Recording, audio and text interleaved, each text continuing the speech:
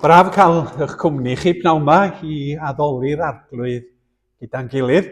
A da ni'n gweddio bydd yr ysbryd glân yn cynorthwyo ni i wneud hynny. Croeso cynnas iawn i Roedfa Brynhawn. Da chi wedi gweld yn y daflen ac yn yr e-bost y cynhelir angladd y diweddar Betty Wyn Davies, dydd Iau y 5 o Fawrth am 1 y Prynhawn, a hynny yn amlosgfa'r Bari. Cyhoeddiadau yn ystod yr wythnos sydd i ddod, wythnos hanner tymor, llai o weithgareddau mewn gwirionedd. Dydd Mawrth, hanner awr wedi 10, bydd y cylch yn cyfarfod yng Nghaffi Roundabout, coffi, cacen a chymdeithas. Yna yma ar nos Fercher y 19, mae cwrdd chwarter, cyfundeb, dwyrain Morgannwg. Mi fydd cyfarfod cyhoeddus hanner awr wedi 7 a'r parchedig Dylan Rhys yn siarad am ddeallusrwydd artiffisial a Christnogaeth. A mi fydd y pwyllgor gwaith yn cyfarfod am hanner awr wedi 6. Mae'r cyfarfod am hanner awr 7 yn agored i bawb. Gornel Glud, dydd Mercher, rhwng 12 a 2 a tîm Ebenezer ydy Joy a Liz. Dydd Sul nesa'r ail ar 20 o Chwefror, 10 o'r gloch yng nghanolfan yr Eglwys Newydd, a'r parchedig Rhys Loc y Garnant fydd yn pregethu. Ac yna yn y Prynhawn am 3 o'r gloch yma, fe bregethir gan y parchedig Dafydd Andrew Jones. A mae yna groeso i bawb ohonach chi. Mae yna un neu ddau o rag hysbysebion. Pythefnos i heddiw, am 3 o'r gloch, mae oedfa ddathlu Ebenezer, dathlu 200 mlynedd ers i ni gychwyn. A da ni'n trio gwahodd hen ffrindiau a chysylltiadau a teuluoedd i ymuno hefo ni. Fel bod ganddo ni rei cyfeithion.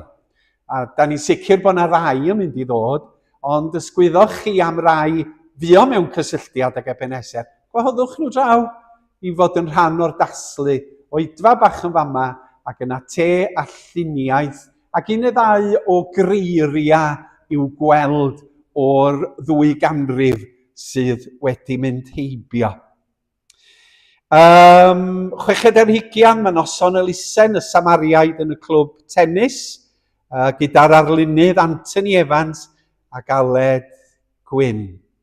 1 tocyn sydd ar ôl, a mae 69 wedi cael ei gwerthu. Ac fydd hi'n hyfryd bod yn rhan o'r digwyddiad ac yn codi arian wrth gwrs at y Samariaid.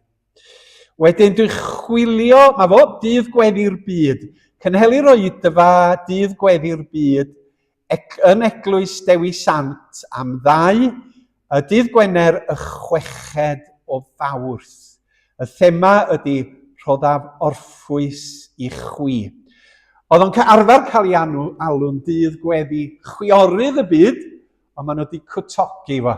Ac mae Eglwysi Cymraeg y Caerdydd yn rhan o'r digwyddiad hwn. Mae Sandra Semens a Mai Robbins wedi bod yn paratoi gwaith celf ar gyfer dathlu 200 mlynedd ac fyddwn ni'n weld o rhyw dro. Dwi'n yn siŵr pa bryd. Mawrth y cyntaf, da ni'n edrych ymlaen i weld o'n cael ei ddadorchuddio. A maen nhw wedi bod yn casglu llusernau gan blant yn Llanllanast ac yn Angor.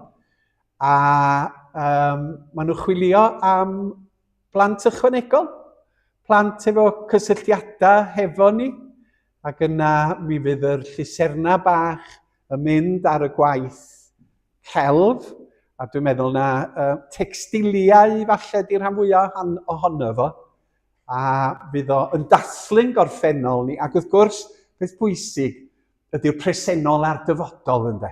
Diolch i Dduw am yr hyn a fu, bendithion a gafwyd, ond da ni'n dal yn eglwys fyw nawr, a than fendith yr arglwydd, da ni'n edrych ymlaen a darparu ar gyfer y dyfodol. Felly, da ni chwilio am blant fysa'n gallu gwneud llun bach o lusern i ni wasod.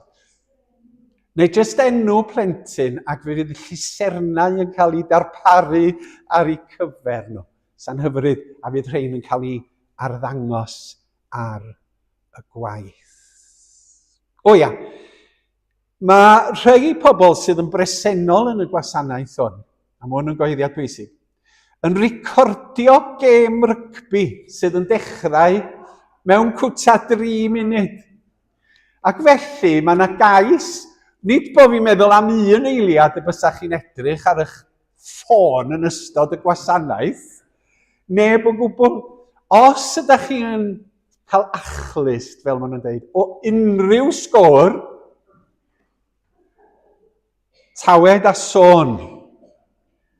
Oherwydd mae yna rai eisiau weld o, nid ar y sabath, ond fory fydda nhw'n gwylio fo, wrth gwrs. Felly, cais yn y fan yna ynglyn â'r gêm y rygbi. O'n i eisiau darllen pwt bach o datguddiad, darn addolgar o y datguddiad. Dewch i ni weld, fedrai gael nhw. Dyma fo.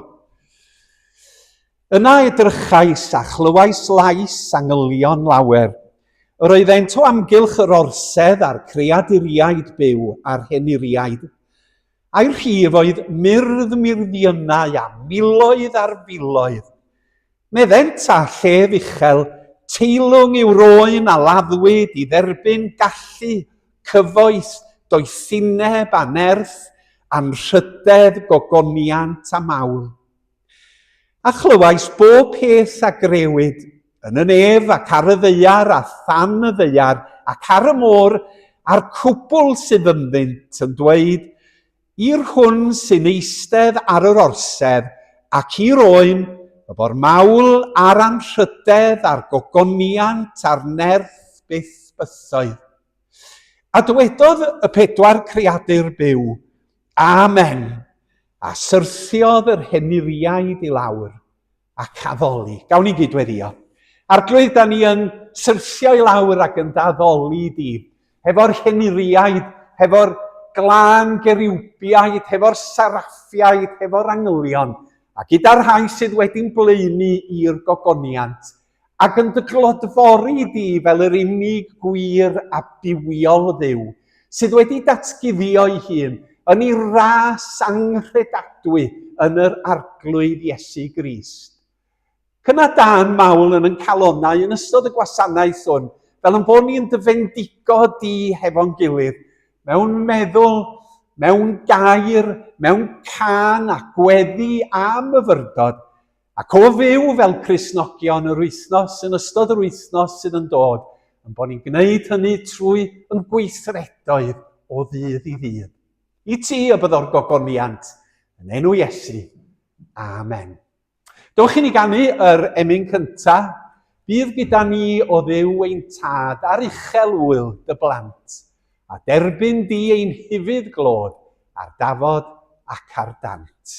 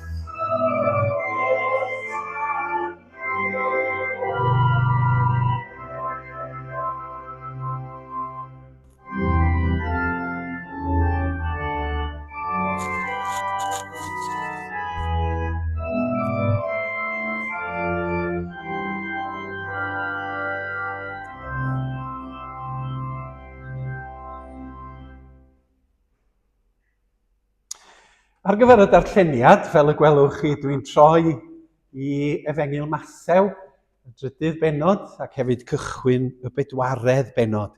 Bedydd Iesu a temtiad Iesu.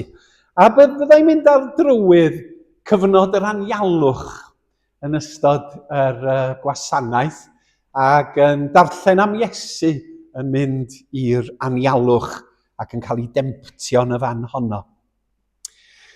Yna daeth Iesu o Galilea i'r Iorddonen, at Ioan i'w fedyddio ganddo. Ceisiodd Ioan ei rwystro gan ddweud, "My fi sydd ag angen fy medyddio gen i ti, ac a wyt ti yn dod ata fi?"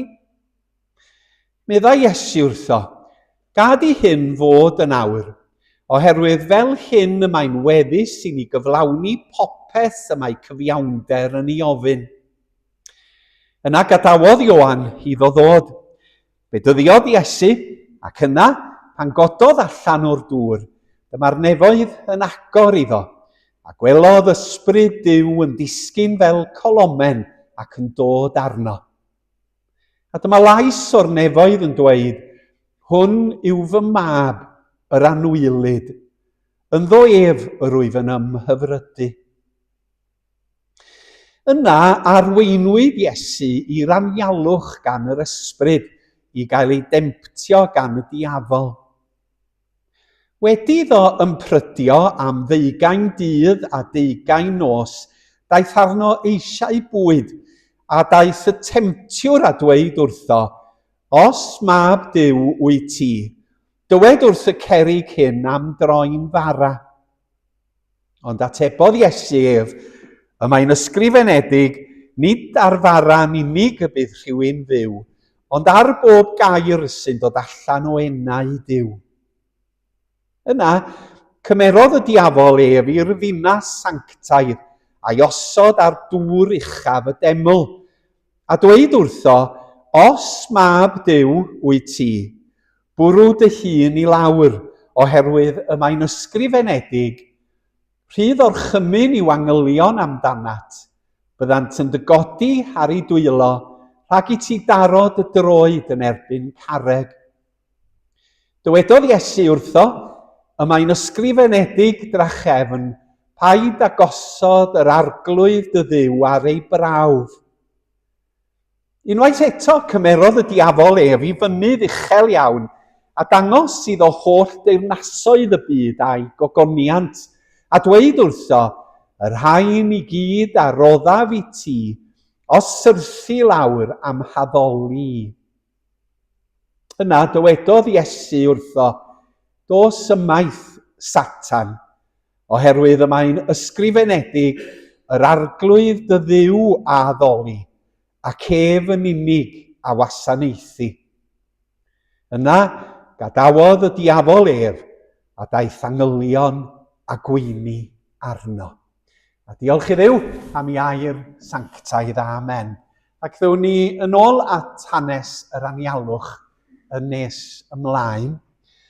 Cyn i mi weddio, dewch i mi sôn am un neu ddau o'r cleifion. Fel nes i nodi bore yma, da ni falch iawn o gael cwmni tudur yn yr Oedfa. Da ni wedi gweld i golli fo yn ystod y mis dwytha, ac yn ymwybodol o'i ddiwydrwydd o, wrth i nid un na dau na 3 ohona ni i lenwi y bwlch a dawyd gan tudur, ond i nifer ohona ni orfod tynnu'n pwysa fwy. Ac wrth groesawu tudur yn ôl, da ni'n diolch am ei waith efo'r llusern sydd ar gael yn y cyntedd. Oedd o mor drefnus, cyn iddo fo fynd i gael ei lawdriniaeth, mi oedd 90% o'r llusern yn barod ganddo. A ddaru ni i orffan o yr wythnos dwytha. Felly diolch i tudur am rifin ardderchog arall o gylchgrawn Ebeneser. Fe gafodd y gethyn Lewis driniaeth yn ystod yr wythnos, ond mi oedd yn hyfryd cael cwmni gethyn y bore yma.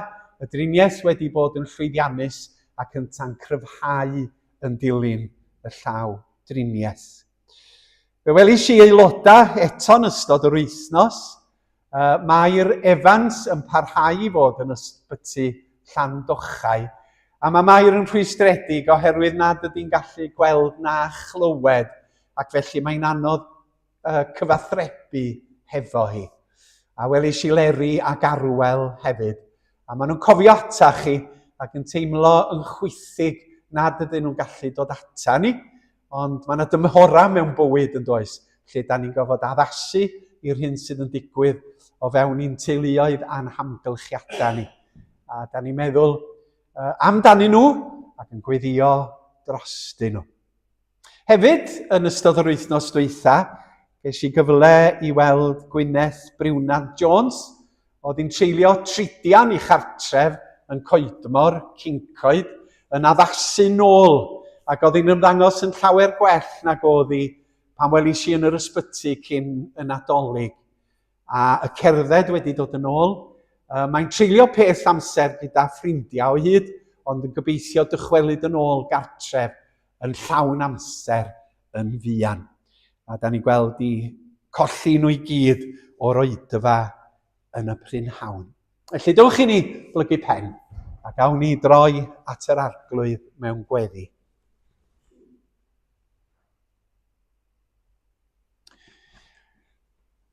Drwy'r ysbryd, ni di yn cynorthwyo ni daddoli di.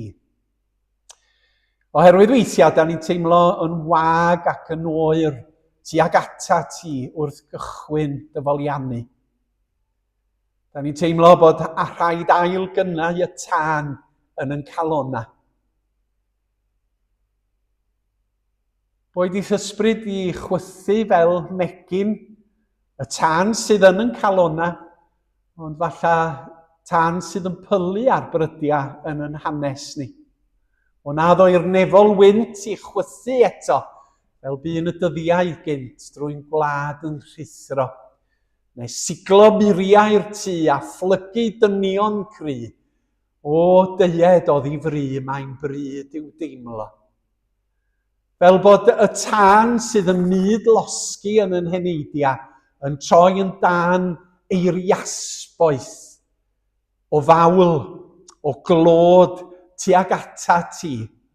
Yr hwn sydd wedi rhoi bywyd, yr hwn sydd wedi rhoi y greadigaeth ysblennydd yma, yr hwn sydd wedi rhoi yr arglwydd Iesu ein mwyn ni yn syfrdanol ac yn wirthiol. Am bod ni yn llosgi gogoniant i ti dy hun.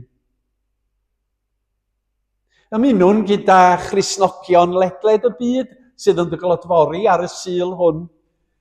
Nid cynulleidfa Ebenezer yn unig sydd yn dy glodfori di, ond mae yna gannoedd o filoedd a degau o filiynau o bobl wedi dod i ganmol yr oen, fel oedd y darlun yn datguddiad yn ei ddangos i ni. Myrddionau a miloedd ar filoedd yn plygu pen, yn moes yn grymu ger bron yr arglwydd. A da ni am fod yn rhan o'r profiad arbennig hwnnw, oherwydd yn bod ni'n rhoi i ti y mawl, nid yn rhoi yn hunan yn ganolbwynt i'n bywyda, nid rhoi'r hyn sydd yn digwydd i ni fel sylfaen i bob dim, ond y rhoi di, y Duw bendigedig yn ganolbwynt i'n bodolaeth yn byw a'n bod. Derbyn yn clod ni o dad, ac adnewyddad y dystiolaeth yn ymplith ni, ymhlith eglwysi Caerdydd, y brifddinas, ymhlith yr enwadau i gyd sydd yn arddel enw Iesu Grist.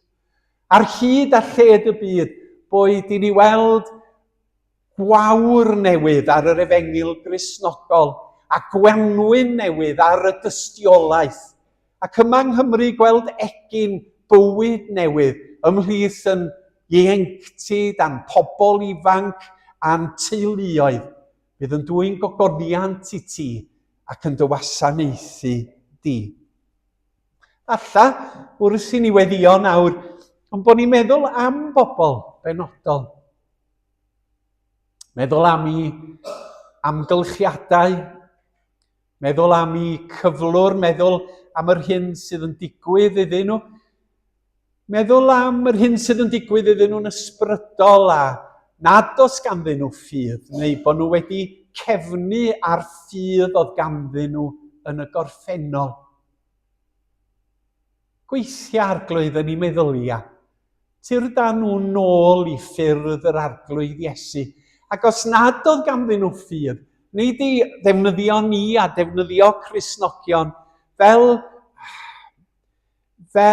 sbardun i aildanio y ffydd a fu. Da ni'n dyhau am weld y seti sydd nawr yn wag yn hoedfawn ni yn cael ei llenwi bob yn un ac un.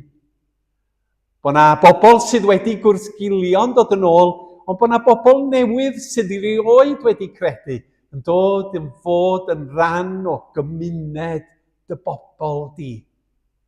Da ni'n clywed am fod pobl yn dychwelyd, tyrd a phobl, nid i Ebenezer yn benodol, ond i'r eglwysi yn gyffredinol. A da ni'n dyhau am hynny yn hunan.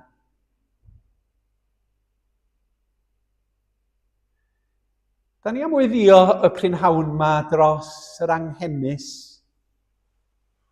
A meddwl yn arbennig am blant a phobl ifanc yn yr oes anodd a dryslyd hon.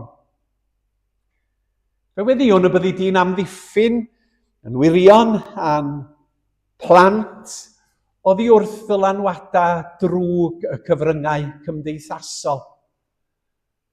Y tablet, y llechan, y ffôn, y cyfrifiadur, a gymaint o ddylanwadau estron yn cipio eu meddyliau, weithiau yn eu twyllo nhw yn aruthrol i gredu pethau anaddas a drwg. Amddiffyn nhw. Ac fe weddiwn y bydda nhw yn dod i gysylltiad ar gwir, ar da, a'r rhagorol. Y bydda nhw'n clywed tystiolaeth am Gristnogaeth yn dod i ddarllen y Beibl drwy y cyfryngau newydd yma ac yn sylweddoli fod na gariad angorchfygol, fod na oleuni yng nghanol pob tywyllwch a fod na wirionedd safadwy. Dy wirionedd di. Da ni'n gweld y dylanwad ar deuluodd a phobl ifanc a phlant yn eu harwain nhw i fannau tywyll ambell dro.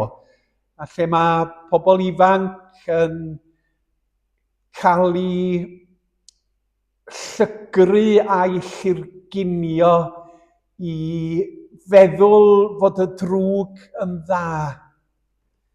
A weithiau, da ni ddim yn gwybod sut i ddelio hefo'r pethau yma yn gall. Sut i roi cyngor sydd yn ddoeth i bobl, sydd yn cael ei dal gan ddaliadau a meddyliau. A mae yna bobl ifanc sydd yn gwneud amdani nhw eu hunan arglwydd oherwydd iselder. Oherwydd nad ydyn nhw'n gweld gobaith. Oherwydd dydyn nhw ddim yn gweld goleuni yn llewyrchu ar gymdeithas. Maen nhw'n cael eu digaloni gan anghyfiawnder a rhyfel a llygredd arweinyddion gwleidyddol.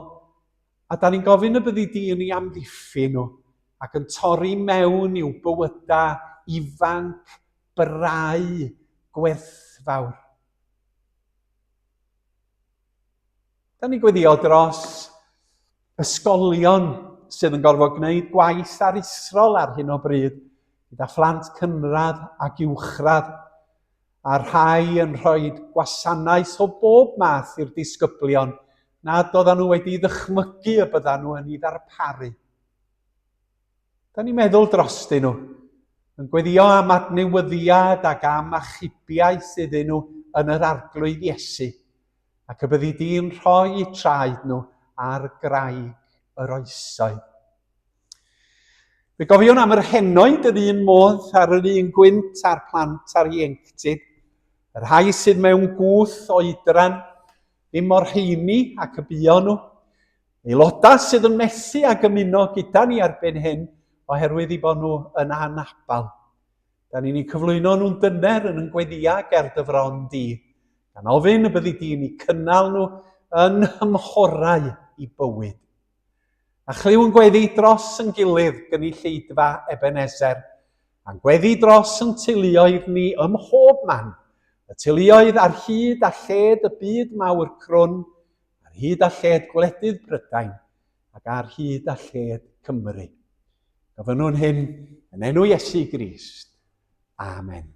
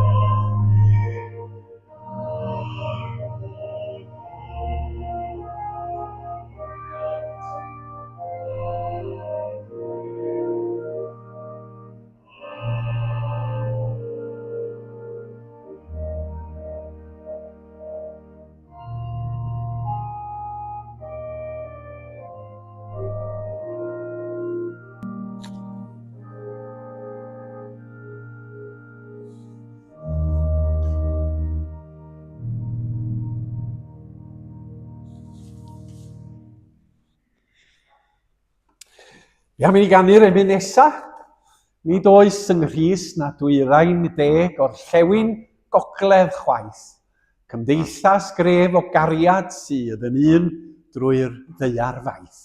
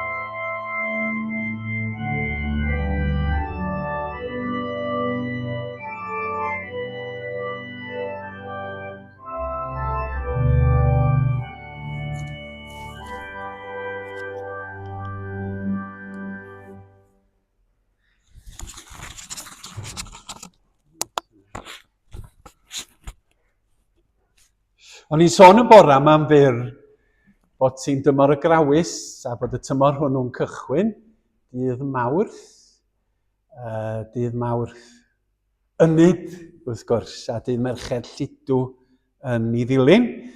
Ac yna bod yna 40 diwrnod tan ddiwedd y grawys, a mae diwedd y grawys yn traddodiadol eglwysig ar ddydd Iau Cablyd, bod rhai Cristnogion yn mynd â fo at Sul y Pasg. A nodi fel nes i bore yma, da ni fel ymneilltuwyr wedi anwybyddu i radda helaeth y grawys fel rhywbeth Anglicanaidd ac fel rhywbeth Catholig.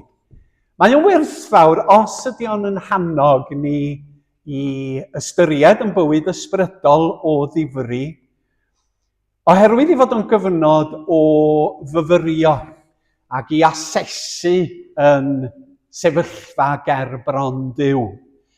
A mae yna nifer o fudiadau Cristnogol sydd yn darparu cwrs grawys i ni i ddilyn, enghraifft Tear Fund, fedrai'm cofio teitl Cyngor Eglwysi Prydain, CCBI neu rhywbeth ydy o. A fedrwch chi gael link, maen nhw wedi darparu'n cyfrwng Cymraeg, a allwch chi ddilyn o, neu mae Cymdeithas y Beibl yn darparu'n lle da chi'n cofrestru e-bost, a maen nhw'n anfon myfyrdod bach byr i chi bob dydd yn ystod tymor y grawys. A ga'i channog chi i wneud hyn, oherwydd weithiau mae cael cyfnod penodol yn haws na cael cyfnod penagored. A channog chi i ddilyn, mynwch air hefo fi neu anfonwch negas ata i, a na i roi dolen i chi i allu gweld yr deunydd sydd ar gael. Mwyn i ni ddarllen y Beibl, ystyried yn cyflwr ysbrydol a tyfu'n agosach at y Dduw. Oherwydd mae'n rhyfedd iawn, ond mae rhai heb ffydd o gwbl yn rhyw fath o dwtio cap i'r grawys ac yn dweud, dwi'n ymatal rhag hyn a hyn yn ystod y 40 diwrnod nesaf. Falla nid dyna di'r peth pwysig, ond dwi'n mynd i wneud hyn ydy'r peth pwysig. Dwi'n mynd i ddarllen y Beibl yn gyson. Dwi'n mynd i weddio yn ystod y tymor yma, i dyfu'n y ffydd, i ddod i adnabod yr yn well. Oherwydd mae tymor y grawys a y patrwm mae'r eglwysi wedi ei fabwysiadu yn deillio o'r darlleniad wnes i yn gynt yn y gwasanaeth, sef hanes yr arglwydd Iesu yn mynd i'r anialwch. Dyma mae Marc yn ei ddweud, a daeth llais o'r nefoedd. Ti yw fy mab, bedydd Iesu oedd hwn, yr anwylyd, yno ti yr wyf yn ymhyfrydu. Ac yna, medda Marc, gyrodd yr ysbryd ef ymaith i'r anialwch. Iesu Grist oedd hwn. Fod ysbryd Duw, yr ysbryd glân, wedi annog Iesu Grist ar ôl cael ei fedyddio ar gychwyn i weinidogaeth ddaearol, mae rhaid ti fynd allan rwan i'r anialwch. Nid hap, nid damwain oedd yr hyn a ddigwyddodd, ond rhan o fwriad Duw, y mywyd i anwyl fab yr arglwydd Iesu Grist, fe'i gyrwyd i'r anialwch, i'r tir llwm, anffrwythlon, sych am 40 diwrnod i gael ei brofi. Ac yn yr anialwch, da ni wedi gweld yr hanes yr Iesu'n cael ei demptio yn y fan honno. Mi oedd Iesu'n dysgu. A mi fyddai yn edrych yn ystod y munudau nesaf yma am y syniad o anialwch yn bywydau ni hefyd. Bod anialwch yn gallu dod i ran Cristnogion yn ei cerddediad drwy fywyd. Mae'r 20 diwrnod yma yn ddiddorol ac yn rhywbeth sydd yn cael ei ailadrodd yn y Beibl fwy nag unwaith. Os ewch chi Genesis y 7, mi gewch chi'r adnodau yma. Yna dywedodd yr arglwydd wrth Noa, dos i mewn i'r arch, tua tholl deulu, oherwydd gwelais dy fod di yn gyfiawn ger fy mron yn y genhedlaeth hon. Cymer gyda thi 7 bar o'r holl anifeiliaid glân, y gwryw a'i gymar, a phar o anifeiliaid nad ydynt lan, y gwryw a'i gymar. A phob yn 7 bar hefyd o adar yr awyr, gwryw a benyw, i gadw ei hil yn fyw ar wyneb yr holl ddaear. Oherwydd ymhen 7 diwrnod, para fydd i lawio ar y ddaear am 20 diwrnod a 20 nos, a byddaf yn dileu oddi ar y wyneb y ddaear, bopeth byw a wneithym. Y 20 diwrnod a 20 nos ma'n isio canolbwyntio arno fo. Bod Duw yn deud wrth Noa, byddi di mynd i anialwch o ddŵr am 40 diwrnod. A mae'n cael ei ailadrodd wedyn yn Exodus. Aeth Moses i ganol y cwmwl a dringodd i fyny'r mynydd a bu yno am 20 diwrnod a 20 nos. Y 40 yma yn cael ei ailadrodd. Ac yn hanes y proffwyd Elias fe ddywedir, cododd yntau a bwyta a cyfed, a cherddodd yn nerth yr ymborth hwnnw am 20 diwrnod a 20 nos, hyd at Horeb, mynydd Duw. Yna aeth i ogof i aros, a daeth gair yr arglwydd ato gan ddweud, beth a wneud i yma Elias? Ac oedd Elias yn y cyfnod yna'n dioddef o iselder. A mae o'n mynd allan am 20 diwrnod i'r anialwch. Mae o'n colli i frwdfrydedd dros ei berthynas hefo Duw. Ac mewn ffordd mae o'n anobeithio yn y 20 diwrnod. Felly mae'n batrwm sy'n cael ei ailadrodd yn y Beibl hyd nes dyddiau yr arglwydd Iesu.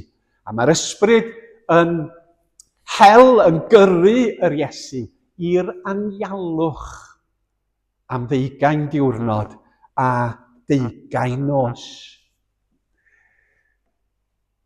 Mae yna lawer o bethau y gallai ddweud am hyn, ond dwi am fynd ar y trywydd yn bod ni hefyd pobl ffydd yn gallu mynd i gyfnodau o anialwch yn ein bywyd ysbrydol.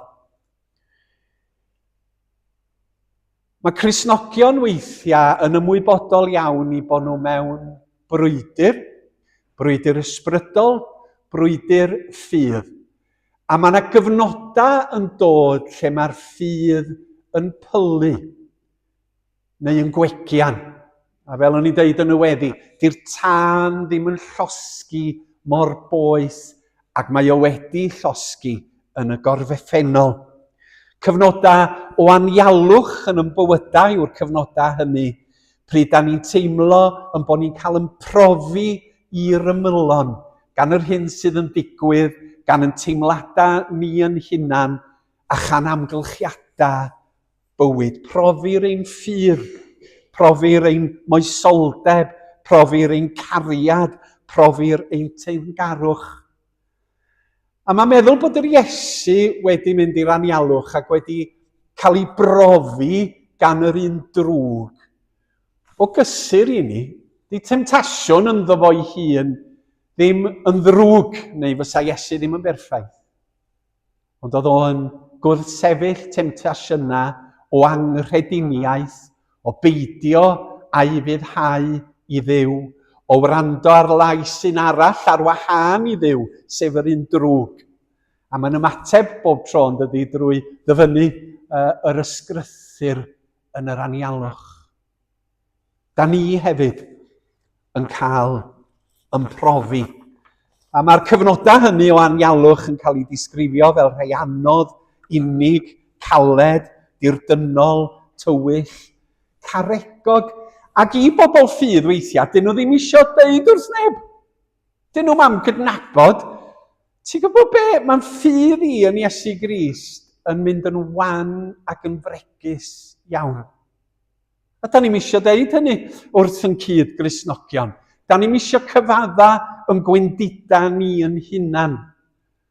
Mae o'n llesol os oes ganddo ni ffrindiau o fewn i'r eglwys, neu weithiau tu allan i'r eglwys da ni'n rhan ohoni, i allu rhannu y teimladau yma hefo'n gilydd. A mae'r gair Cymraeg yn un awgrymog iawn yn dydi, profedigaeth. Y ffurf wreiddiol ydy prawf edigaeth. Fod yna rhywbeth yn digwydd ar daith bywyd sydd yn eich profi chi. Sydd yn profi eich ffydd yn yr arglwydd, sydd yn profi eich teyrngarwch i'r efengil, sydd yn profi eich difrifoldeb ynglyn ag achos yr arglwydd Iesu Grist. Ac un o'r pethau da ni'n ei sylweddoli, a mae'n bwysig i ni sylweddoli mewn cyfnodau o anialwch ysbrydol, ydy bod nhw hefyd yn gyfnodau o ddysgu gwersi. Ac weithiau da ni ddim yn fodlon cydnabod hynny. Pan mae ffydd yn gwegian, pan mae amgylchiadau mynd yn drech na ni, bod nhw'n gyfnod lle da ni'n gallu dysgu pethau pwysig am Dduw, amdanom ni yn hunan, am yr arglwydd Iesu a natur y ffydd Gristnogol. Dwi'n cofio, pan oedden ni'n gorffan yn y 5 dosbarth ac yn mynd i chweched, rhywun yn gofyn i mi yn yr ysgol, which college are you going to, Alan? O Fangor yn dod. A dwi'n dweud, Prifysgol Bangor. Oedd lot o bobl Bangor yn siarad Saesneg yn deall Cymraeg yn iawn. A dyma fe'n dweud fi, I've finished my GCSEs, nid GCSEs, oedd yna O-levels. And I'm going to the College of Life, fydda fo.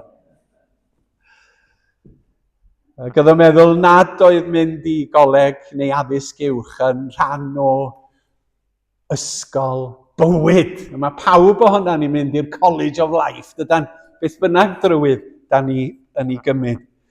Ond, da chi bod, oedd o'n ddigon teg o ran yngholeg bywyd, mae o'n dysgu pethau. Mae o'n mynd i brifio ac eiddfedu yn ysgol bywyd. Ac fel Cristnogion, ym mhrofiad yr anialwch, mae rhaid ni sylweddoli yn bod ni'n dysgu pethau pwysig am Dduw, amdano ni yn hunan, ac amdan y ffydd Gristnogol. Yn cofio, ambell dro, oedd Denzil John, cynwynidog y Tabernacl, oedd o'n anfon e-byst doniol i mi. Oedd o wedi cael rhyw chwilan yn ei ben fod o fod i wneud hyn bob hyn a hyn. Godi'n nghalon, wrach do'n i'm yn gwenu ddigon ar y bryd. Ac oedd un o'r rhain yn rhestru pethau oedd plant ifanc wedi dysgu ar daith bywyd. Ac o'n i'n meddwl bod nhw'n reit ddoniol. A maen nhw wedi cael eu sgwennu'n daclus. Pethau fel, ni allwch ymddiried yn eich ci i edrych ar ôl eich bwyd. Gon teg? Peidiwch â thisian pan mae rhywun yn torri eich gwallt. Fedrwch chi ddim cuddio darn o frocoli mewn gwydriad o lefrith.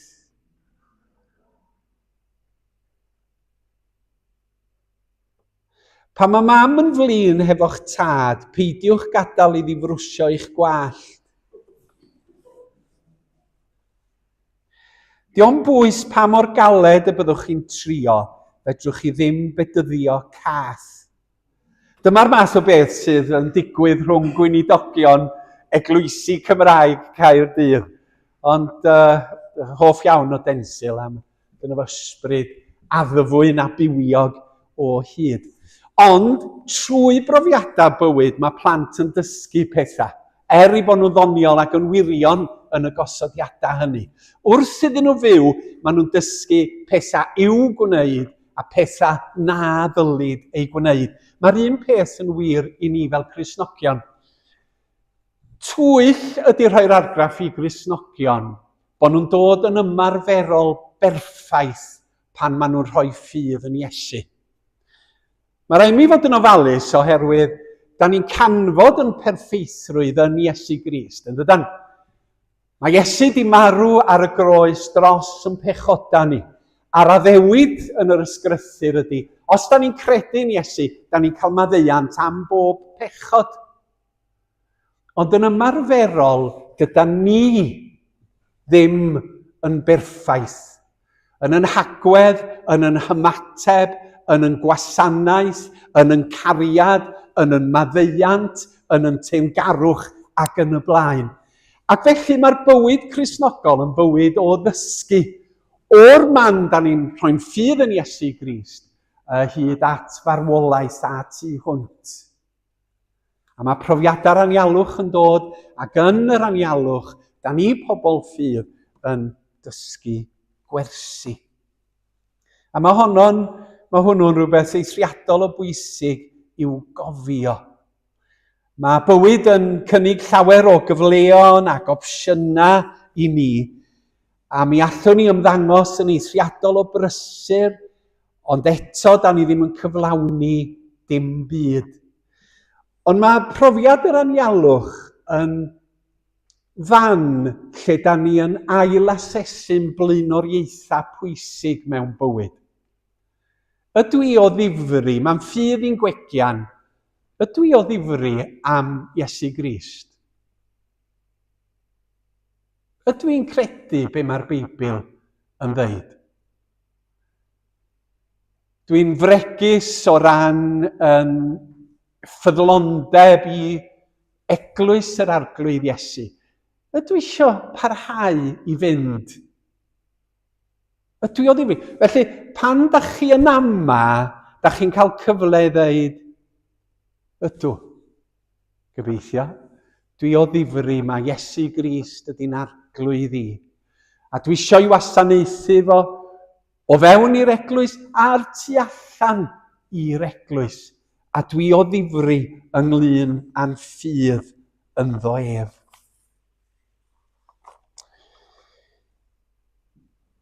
Does na neb yn dymuno cyfnod yr anialwch, ond dwi'n credu bod nhw'n anochel yn bywydau ni fel Cristnogion. Oherwydd bod ni'n byw mewn byd anghrediniol. Mae Cymru yn genedl anghrediniol. Be di'r ystadegau erbyn hyn? Na i fod yn hael, na i ddeud 95% o anghrediniaeth o'n cwmpas ni erbyn hyn. A da ni ran o 5% efallai sydd yn dilyn yr arglwydd Iesu. Da chi o ddifri? Mae cyfnod yr anialwch yn eich bwrw chi i fan lle da chi'n ail-asesu blaenoriaethau eich bywyd. Ond beth sydd yn digwydd ym mhrofiad rhai ydy bod profiad anialwch yn ei bwrw nhw oddi wrth Dduw, os dyn nhw wedi arddel ffydd. Dwi'n cofio chydig amser yn ôl. Mae'r peth Ewthanasia yma'n dydy yn San Steffan ar y funud. Mae Senedd Cymru yn mynd i drafod o ynglyn â hawliau i farw a diweddu eich bywyd. A dwi'n cofio siarad hefo rywun oedd yn sôn am aelod o'r teulu. A oedd hi'n dweud, you wouldn't put a dog through this. You'd put a dog down, wouldn't you? Oedd y person yna hefo rhywfaint o ffydd, ond oedd hi wedi dod i bwynt lle oedd hi'n gwadyn o sylfaenau'r ffydd. Ffordd arall mae o'n effeithio ar y bobl ydy bod nhw'n cael profedigaeth neu salwch sydd yn dweud, fedra i ddim credu yn Dduw, oherwydd mae'r pethau cas yma wedi digwydd i mi. Ac fysa Dduw cyfiawn a chariadus ddim yn caniatáu i hyn ddigwydd i'n heulu fi neu yn fy mywyd i. Felly, tydw i ddim yn credu yn Dduw. Mae'r cyfnod yn yr anialwch yn mynd yn drech na nhw fel i bod nhw'n colli ffydd oherwydd bod pethau drwg yn digwydd. Mae hon yn agwedd meddwl da chi'n gallu cydymdeimlo hefo hi, ond mae'n afresymol oherwydd dydy'r Efengil byth yn deud bod chi'n mynd i gael bywyd hawdd fel Cristion. Dydy o byth yn deud, fydd eich bywyd chi'n fel i gyd a fydd yr haul yn gwenu ar bob cyfnod eich bywydau chi. Yr hyn mae'r Efengil yn ei ddweud ydy, mi a fyddaf gyda chwi bob amser hyd ddiwedd y byd. Mae'r arglwydd byw yn gaddo, beth bynnag ydy'r anialwch, beth bynnag ydy'r trallodion, beth bynnag ydy'r colledion, byddai yna hefo chi yn yr anialwch hwnnw. Ac yn yr anialwch felly, da ni'n gallu canfod Duw mewn ffordd bwerus iawn. Oherwydd pan da ni mewn gwendid ac anobaith, da ni'n sylweddoli fod y Duw byw gyda ni, yn cydymdeimlo, yn cydgerdded, yn cario. Da chi'n cofio'r hen boster na gyda ni ar y waliau weithiau o'r 2 ôl troed yn y tywod? A beth di'r ail set? O' 'na 2 set i ddechrau. Pam bod o jyst yn mynd yn un arglwydd? Nes di ngadal i? Ngadal i am mynd? Na, dyna pryd o'n ni yn dy gario di ar fy ysgwydd. Mae profiad yr anialwch yn gallu cryfhau yn ffydd ni. Wrth i ni sylweddoli yn y gwendid, salwch, profedigaeth, dryswch, yno y ma Duw. Tydi o ddim wedi yn gadael. Da ni'n disgrifio Duw yn dydan yma, salmydd yn gwneud, disgrifio Duw fel craig, fel tŵr, fel tarian. Ond wyddwch chi beth, dydy Duw ddim yn gallu bod yn graig, ond i bai bod y dŵr yn llifo o gwmpas, a bod chi'n cael diogelwch rhag y storm ar y graig. Dydy Duw ddim yn gallu bod yn dŵr sydd yn amddiffyn ni, ond i bai bod yna elynion yn ymosod arna ni. Dydy Duw ddim yn gallu bod yn darian, fel mae'r salmydd yn deud, ond i bai bod yna seitha tanllyd yn cael ei saethu tuag ata chi. A dyna di'r profiad. Mae Duw yn graig, yn dŵr ac yn darian. Ac oni bai bod hynny'n wir, mae rhai darna o'r Beibl yn ddiystyr. Cymerwch chi y darn yn Rhufeiniaid, pwy a'n gwahana ni oddi wrth gariad Crist?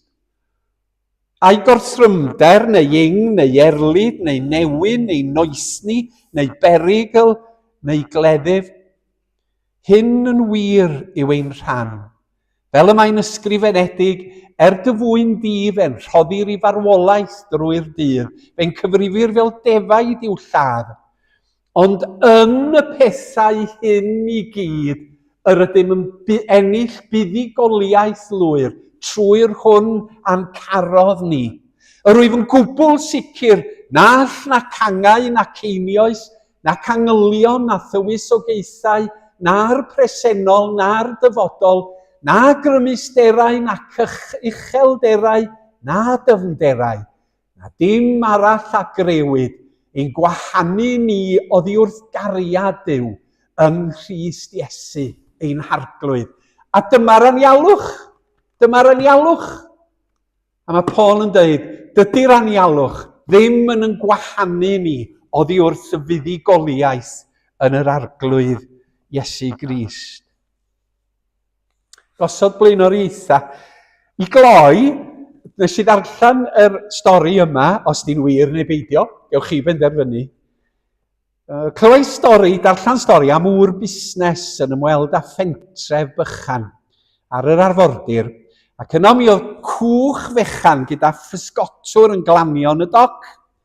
Y tu mewn i'r cwch roedd nifer o bysgod tiwna mawr. Canmolodd y dyn y pysgotwr am y pysgod a ddaliodd, a gofynodd faint o amser gymerodd o i ddal y pysgod. Dim llawer, medda'r pysgotwr. Dyma'r gŵr yn gofyn i'r pysgotwr, pam nes di ddim aros allan yn hwy i ddal mwy o bysgod? Gŵr busnes oedd hwn gyda llaw. Wel, mae gen i ddigon yma ar gyfer fy nheulu i gyd. Gofynodd y gŵr busnes, wel, beth wyt ti'n neud efo gweddill amser? Wel, medda'r pysgotwr, mi fyddai'n cysgu'n hwyr, pysgota chydig, chwarae hefo fy mhlant, cael siesta yn y pnawn hefo'r wraig, mynd am dro i'r pentref, hefo fy ffrindiau, a'i cyfarfod a chwarae'r gitar. Mae gen i fywyd llawn ac eithriadol o brysur. A dyma'r gŵr busnes yn cichio ar y pysgotwr, mae'n gwgu arno fo. Medda fod dwi wedi graddio PhD yn Rhydychen a dwi'n ŵr busnes llwyddiannus iawn. Graddio mewn ergonomics i ddeud y gwir, ac mi fedrai dy helpu di yn dy busnes. Dyma fy nghyngor, mi ddyla ti dreulio mwy amser yn pysgota ac hefo'r elw gallet brynu llong bysgota fwy. Yna gyda'r elw o'r llong fwy gallet brynu nifer o longau a cael fflyd bysgota. Gallet osgoi middlemen a gwerthu y pysgod yn uniongyrchol i'r prosesydd ac yna agor ffatri ganio dy hun. Gallet wedyn reoli'r cynnyrch a cynhyrchu a'i dosbarthu. Bydda raid i ti symud o'r pentref bach a mynd i ddinas fawr, fel Caerdydd neu Abertawe, ac yn y pen draw symud i Lundain ac Efrog Newydd, lle gallai'r busnes dyfu yn anferthol. Faint fydd hyn yn gymryd, medda'r pysgotwr? Wel, rhyw 15-20 mlynedd, medda'r gŵr busnes. A be wedyn, medda'r pysgotwr? Chwarddodd y dyn busnes. Dyna'r rhan gorau o'r cwbl. Pan mae'r amser yn iawn, felly werthu dy gyfrandaliadau i gyd i'r cyhoedd a dod yn eithriadol o gyfoethog. Gallet wneud miliynau ar filiynau. Miliynau, medda'r pysgotwr. Be wedyn? Medda'r dyn busnes. Yna gellu ymddeol a symud i bentref bach ar yr arfordir a chysgu'n hwyr, pysgota chydig, chwarae fod y blant, cael siesta yn y pnawn efo wraig a mynd am dro i'r pentref hefo dy ffrindiau a chwarae'r gitar. Be sy'n bwysica yn ein bywyd ni? Ai dilyn yr arglwydd Iesu Grist? Ai cyhoeddi cariad Duw yn ddoer? Ai byw gan ddilyn ôl traed yr arglwydd Iesu? Ynta pethau eraill. Dyma'r cwestiynau sydd yn cael ei gofyn yn yr anialwch mwyn i enw. Amen. A dewch i ni ganu hefo'n gilydd yr emyn yma. O na bawn yn fwy tebyg i Iesu Grist yn byw, yn llwyr gysegru mywyd i wasanaethu Duw.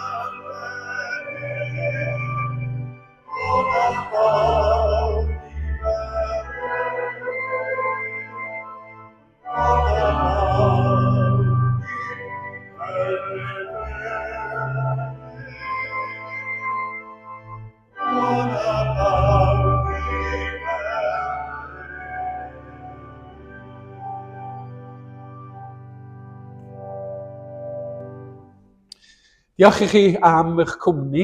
Naw yma, dymuno wythnos da i chi a'ch teuluoedd. A diolch i'r tîm Helen wrth yr organ, Eilir wrth y dechnoleg a Garfon yn croesawu. Gawn ni roi'n gofal i'r arglwydd. Gras sy'n harglwydd Iesu Grist a chariad Duw, a chymdeithas yr ysbryd glân a fyddo gyda chwi oll, o'r awr hon, hyd byth. Amen.